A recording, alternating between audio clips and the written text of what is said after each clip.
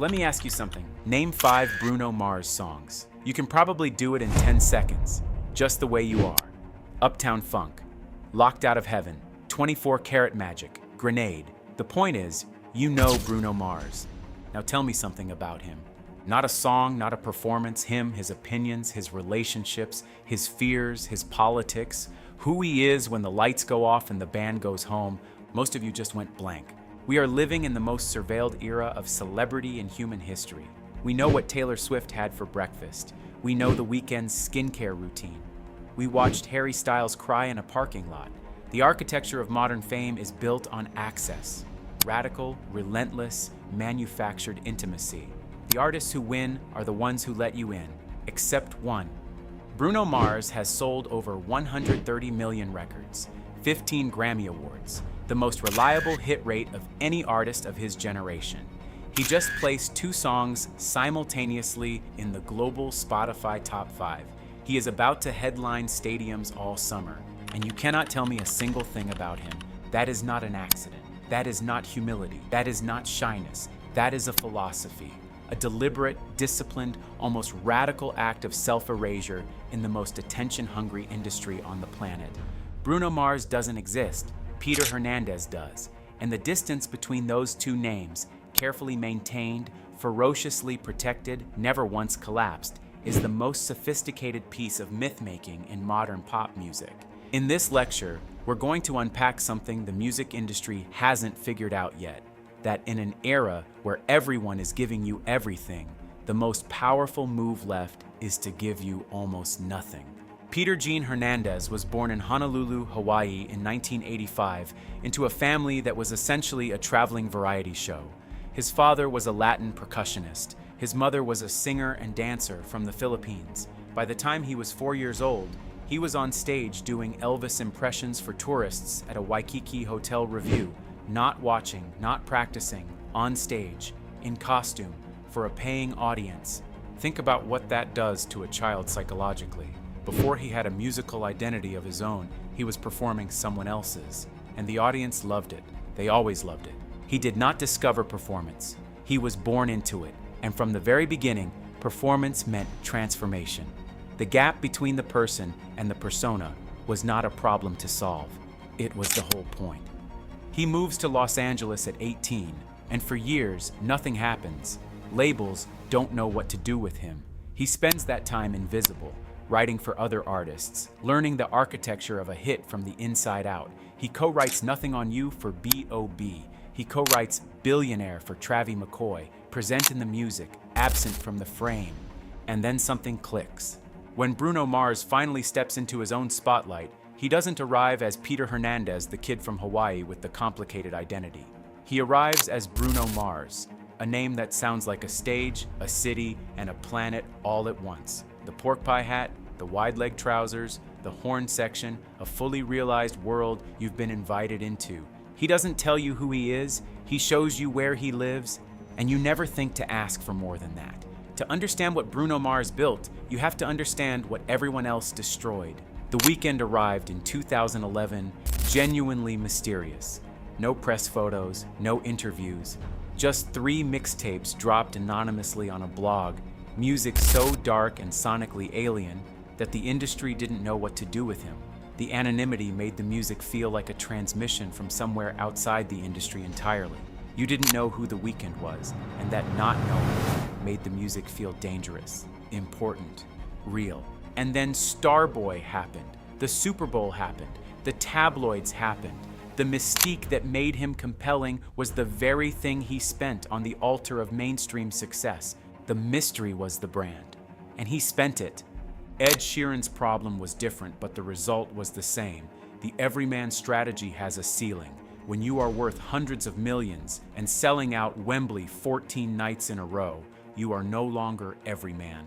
Somewhere along the way, Ed Sheeran became wallpaper, omnipresent, inoffensive, and completely devoid of the friction that makes art interesting. He didn't burn out. He just became furniture. Harry Styles did everything right and still lost the thread. For a moment around Fine Line, he felt like the real thing.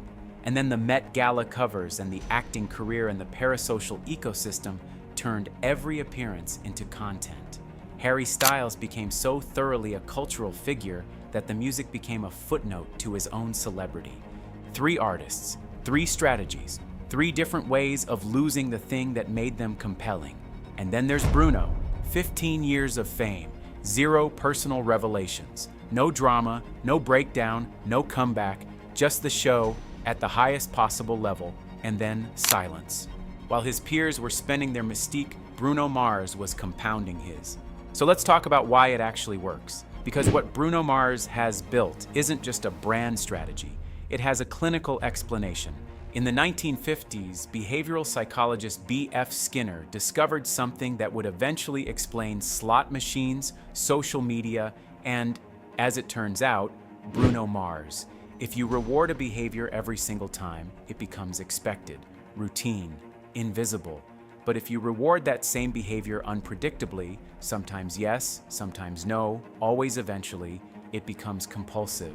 The subject doesn't just want the reward, they become obsessed with it. The uncertainty isn't the problem, it's the entire mechanism. This is why slot machines are more addictive than vending machines. The vending machine gives you what you want every time. The slot machine makes you wait, makes you wonder, makes you feel the almost. And the almost is more powerful than the guarantee.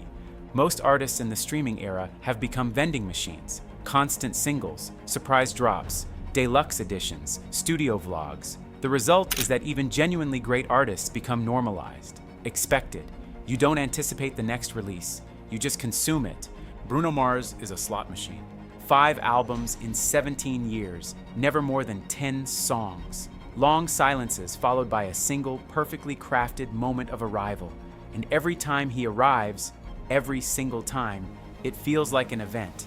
Not because of a campaign, because the waiting has trained us to receive him differently. We don't consume Bruno Mars, we anticipate him. And anticipation is the most powerful emotional state an artist can create in an audience. There is one more layer. Bruno Mars never offered you a parasocial relationship. No diary entries, no Easter eggs, no confessionals. And paradoxically, that refusal is its own form of honesty. When he walks on stage, there is no pretense of intimacy. He is a performer. The performance is the entire transaction, offered at the highest possible level with nothing hidden, because nothing personal was ever on the table. We are so exhausted by performed authenticity that an artist who simply performs feels like a revelation. But here's where we have to be honest, because this is the pop professor, not a fan tribute. And the same framework that explains Bruno Mars's genius also contains the seed of its most uncomfortable question. What if the persona isn't just protecting the art? What if it's also limiting it? The Romantic is 9 songs, 31 minutes, Latin jazz inflections, live instrumentation, pristine vocals, not a single bad track. By any conventional metric, it is beautifully crafted, and yet it feels somehow smaller than the sum of its parts. Not bad, not lazy, just contained. Like a painting executed with perfect technique in a frame that was decided before the first brushstroke. After 10 years, is this really everything you had? Here's what makes that question psychological rather than critical. Perfectionism is rarely just about standards. It is almost always also about protection. The perfectionist doesn't just want the work to be good, they need the work to be invulnerable, because if the work is perfect, it cannot be rejected. And if it cannot be rejected, neither can the person behind it. Bruno Mars, the child who learned before he could read that the audience's approval was the whole point, may be the most disciplined perfectionist in popular music, which is also to say, he may be the most protected. Think about what he has never done. He has never made something ugly on purpose, never released something that divided people, never had a Kanye moment, a deliberate act of aesthetic violence against his own brand. The artists who genuinely change culture are almost always the ones willing to lose people. Prince lost people constantly. Bowie built his legacy on strategic self-destruction. The willingness to fail publicly is not separate from artistic greatness. For most artists we consider truly important, it is the condition of it. Bruno Mars has never failed, and that is worth asking about. So let's bring this home. Bruno Mars doesn't exist, but I want to complicate that claim, because the truth is more interesting than the provocation. Peter Hernandez exists, a real person with a real history, a child performing for strangers in Waikiki before he understood what performance cost, a perfectionist told for years he didn't fit, a man of genuinely complicated heritage, half Filipino, half Puerto Rican, who found a way to make that complexity disappear into a persona so complete the entire world accepted it without question. And Bruno Mars exists too. The catalog is real, the Grammys are real. The live show, one of the most purely skilled performances in contemporary music, is real.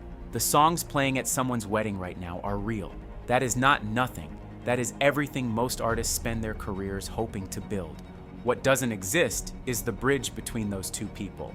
The moment where Peter Hernandez looks at the audience and says, "This is actually me, not the character, not the show, me."